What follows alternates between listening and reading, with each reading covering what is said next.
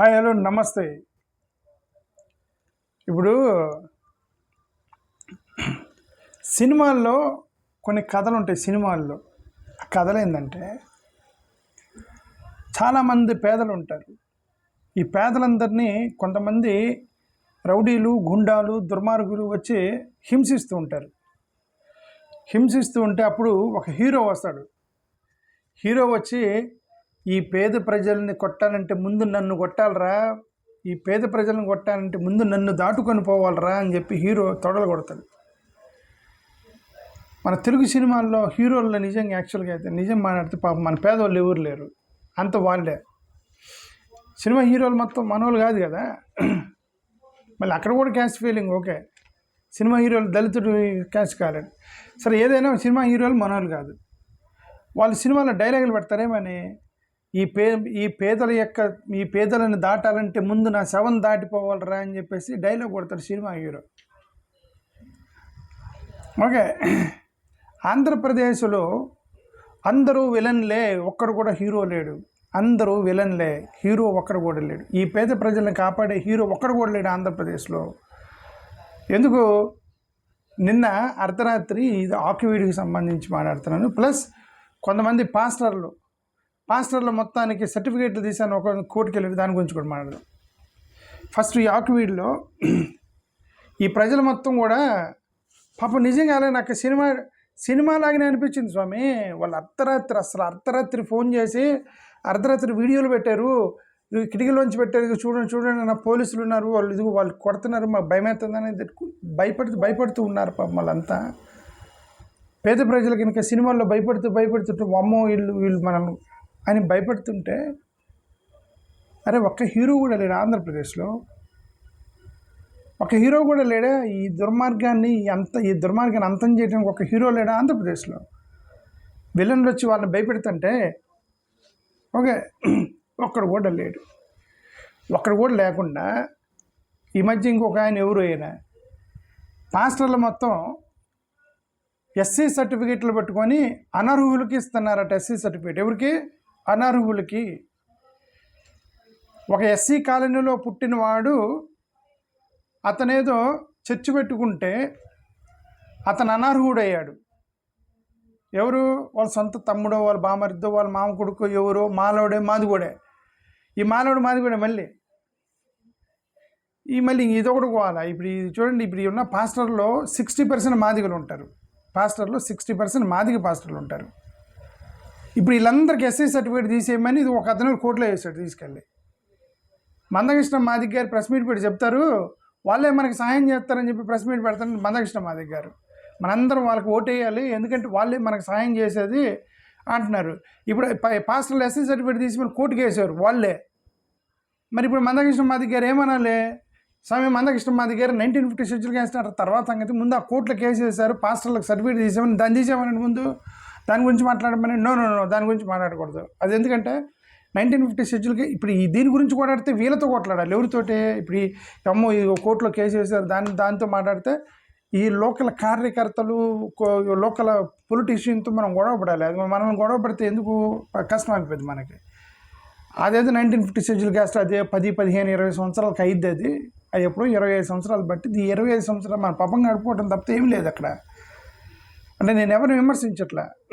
The urgent need is this, SC pastor certificate తీసేయండి అని చెప్పేసి వాళ్ళు అతను కోర్టుకి వెళ్ళాడు.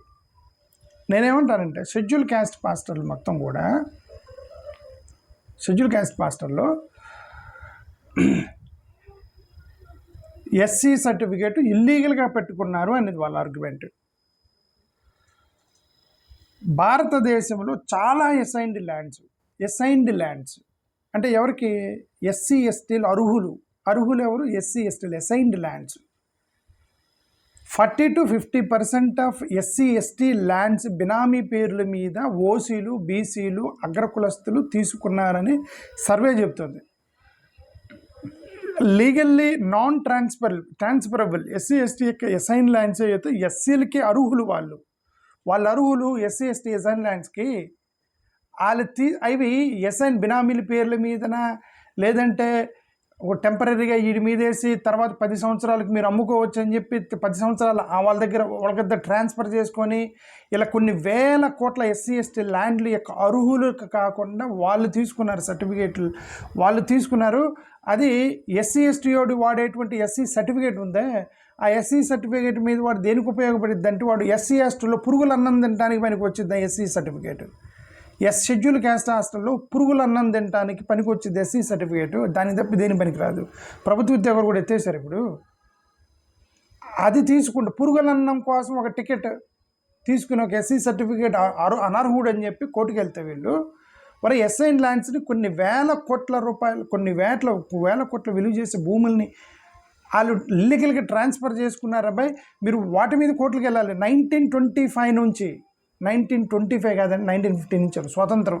1950 నుండి ఈ రోజు వరకు అసైన్డ్ ల్యాండ్స్ ఎన్ని ఎస్సీలకు ఇచ్చారు, ఎన్ని వేల ఎకరాలు ఎస్సీలకు ఇచ్చారు, అవన్నీ ఏమైనా ఎవరి చేతిలో ఉన్నాయి మీరు రీసెర్చ్ చేయమనండి. అర్హులకు దగ్గర ఉన్నటువంటి సర్టిఫికేట్లు ఉన్నాయో మీకు తెలుస్తాయి. ఇది ఈ పిచ్చనాయాలు వీళ్ళందరూ ఇది మనోళ్ళే. పిచ్చనా అంటే మనోళ్ళే.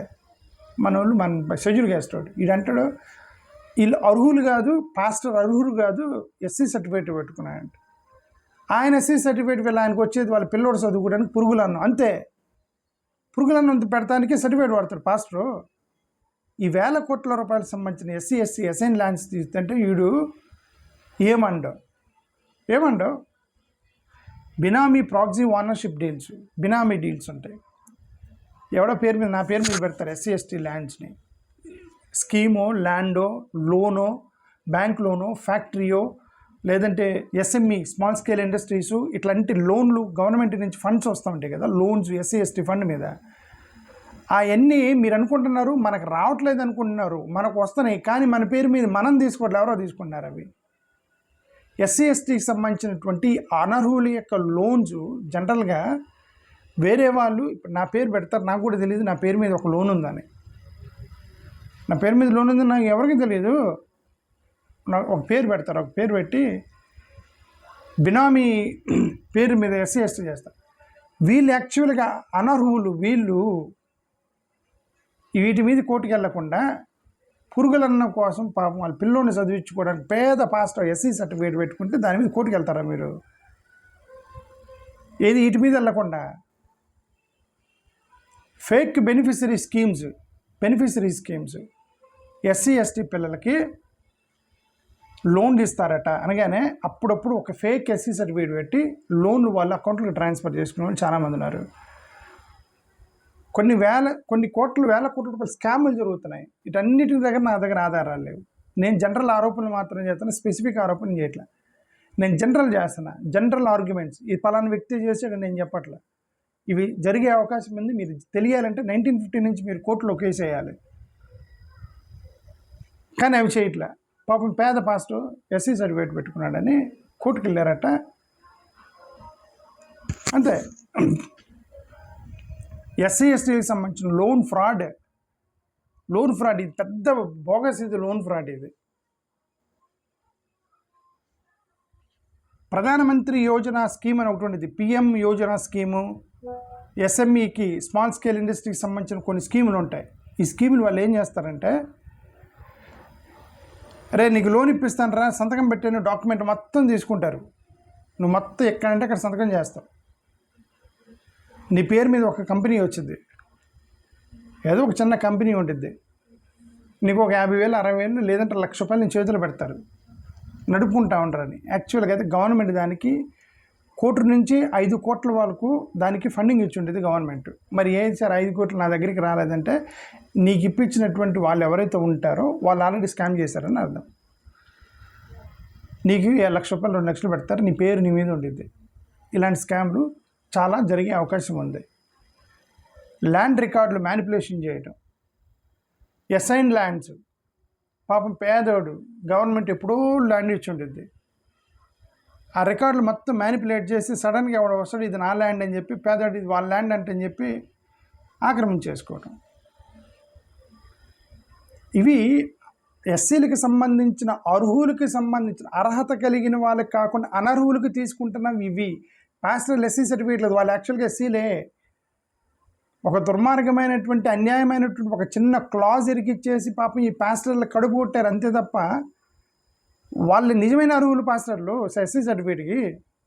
వీళ్ళున్నారే ఇక ఎస్సీ అసైన్ ల్యాండ్స్ను భూముల్ని స్కీముల్ని ఫేక్ పెట్టి వేల కోట్ల రూపాయలు తీసుకుని వాళ్ళు అనర్హులు. వాళ్ళ మీద కేసు వేయకుండా వీళ్ళ మీద కేసు వేశారట వాళ్ళు పోయి. అదే చెప్పింది, మేము కేసు వేసాము ఎందుకంటే దొంగ సర్టిఫికేట్ పెట్టుకున్నారు వీళ్ళని పాస్టర్ల మీద.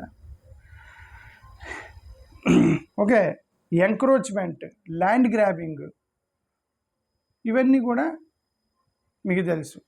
బలవంతంగా సోషల్ ప్రెజర్ అంటే ఇంకా నేను చెప్పాను కదా, కారంచేడు సోషల్ ప్రెజర్, కారంచేడు, చుండూరు, లక్ష్మీపేట, ఆకువీడు, ఇప్పుడు ఆకువీడు చేరిన దాంట్లో ఆకువీడు, ఎక్కడెక్కడో జరిగినటువంటి అట్రాసిటీస్, దళిత్ అట్రాసిటీస్ ఇవన్నీ కూడా. ఎందుకంటే అగ్రకులాల్లో కోపం వచ్చింది, ఎదురు తిరిగితే అరే ఈడేంద్ర ఎస్సీవాడు ఎదురు తిరగటం ఏంద్రని చెప్పి కోపం వచ్చింది వాళ్ళకి అంతే. ఇవన్నీ ఇప్పుడు అన్నీ కూడా కోపం మీద వచ్చినవే అనుకుని రాత్రి చేసి పడేశారు వాళ్ళని. నేను వీళ్ళు చేశారు, అదే అలానే చేశారు వీళ్ళు. Okay, fake self help groups create చేయటం, కోఆపరేటివ్ సొసైటీలు, అంగన్వాడీ సెంటర్లు, ఇవంటే ఏమంటారే మహిళలు అందరూ కోరుతారు ఏంటి, తన పేరేదో ఉంది, సెల్ఫ్ హెల్ప్ గ్రూప్స్. ఓకే, మహిళలందరూ ఒక 10-15 మంది గ్రూప్ ఫామ్ అవుతారు. ఓకే, దానికి ఏదో పేరుందో నాకు గుర్తురాట్లా. ఆ గ్రూప్ ఫేక్ క్రియేట్ చేసి దాంట్లోంచి డబ్బులు వేసుకొని దాంట్లోంచి ఫండ్ తీసుకుంటూ ఉంటారు. ఎందుకు? రిబేట్ ఉండేది, 25% రిబేట్ ఉండేది. నీకు ₹1,00,000 లోన్ ఇస్తారు, నువ్వు 75,000 తిరిగి కడితే చాలు అంటారు అనమాట సెల్ఫ్ హెల్ప్ గ్రూపులకి.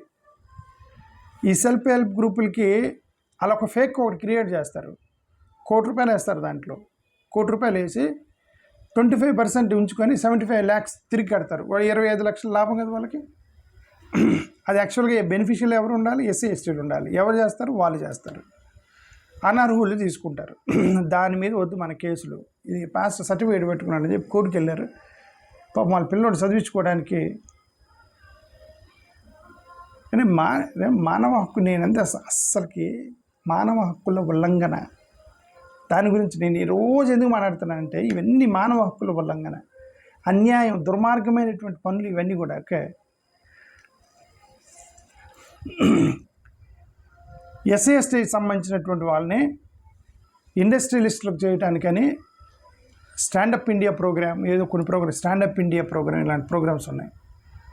ఎస్సీలకి సంబంధించిన వాళ్ళు ఇండస్ట్రియల్ కంపెనీలు పెట్టుకోవడానికి 2 కోట్లు ఇస్తాము అంటారు. అవి మనకి రావు, ఎవరో తీసుకుంటారు వాటిని. ఇక లీగల్ లూప్ హోల్స్ వాడతారు.